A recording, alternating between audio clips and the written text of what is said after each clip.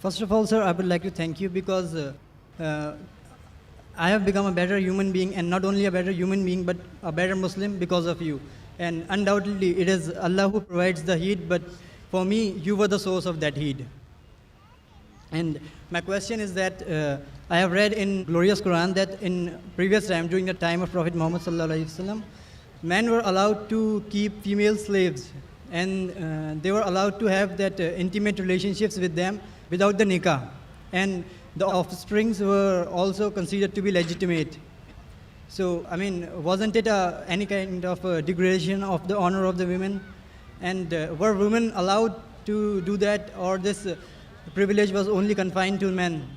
Brother asked the question that at the time of the Prophet, there were women who were slave women, and you were allowed to have sex with them even without marrying. So why was it allowed? What is the privilege? And is the vice versa permitted or not? There are many verses in the Quran which say that you can have sex with whom those are your wife and what your right hand possesses. Right hand possesses means they were the slaves, and at the time of the Prophet, the wars used to take place. And when wars used to take place, they were captives. When they were captive from both the sides, the men and the women, they became slaves.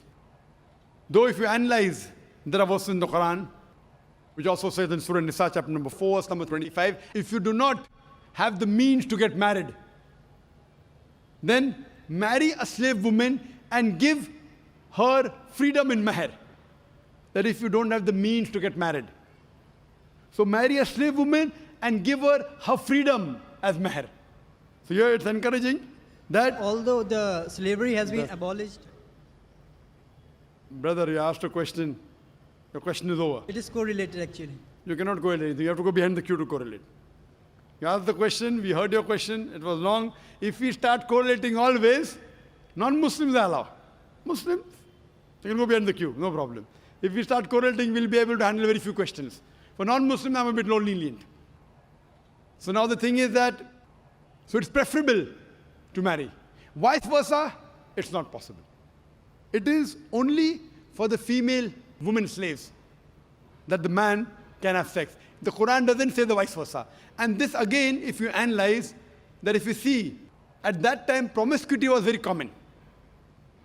Promiscuity and having sex outside the bond very common. So Islam has brought it in stages. Like as alcohol was very common, the first verse of the Quran of Surah Baqarah chapter 2 verse number 219 says that in alcohol there is profit and loss. Loss is more than profit. The next verse was revealed in Surah Nisa chapter 4 verse 43 that do not pray with your mind befogged.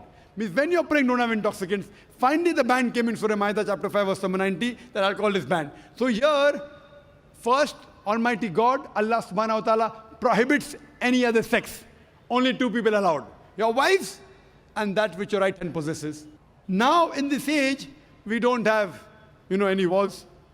It may take place. People say that the Quran talks about slavery. Is it justified? I said, yes, why not? You know why? Because today we know that internationally slavery has been banned. But do you know what's happening in Guantanamo Bay? Due to the laws of UN resolution, how they treat the prisoners of war. If you compare that with the Islamic law is far superior to what's happening in Guantanamo Bay. And after a few days, we have a speaker coming by the name of James E. He's a Chinese. And he was put in Guantanamo Bay. He will give you a story. So do attend that talk. So if you see what is done in Guantanamo Bay, and the way the prisoners of war are ill-treated, they're imprisoned. In the Islamic law, the slave is free to move around. Imagine, prisoner of war, but free to move around. Great. Major thing, you're giving them a place to walk. They can go to the market, they cannot run away. But if they run, what are you going to do? You'll have to catch up with them. But imagine a prisoner of war is not chained. In the normal prisoner of war, you have prison camps. With electric wires, they can't go out. All sorts of nonsense goes there, All sorts of sexual abuse goes there. Do you know that? What nonsense goes? So, the Islamic law, even if I agree, how they treat the slave is far superior than the UN Charter. far superior than Guantanamo Bay. But in Islam, Islam disagrees with having sex outside the marital bonds. So just the restriction, it was permitted that time, what your right hand possesses. But preferable is, as it goes further, that give their freedom in mahr and have sex with them, that's preferable. Hope that answers the question. Thank you, sir.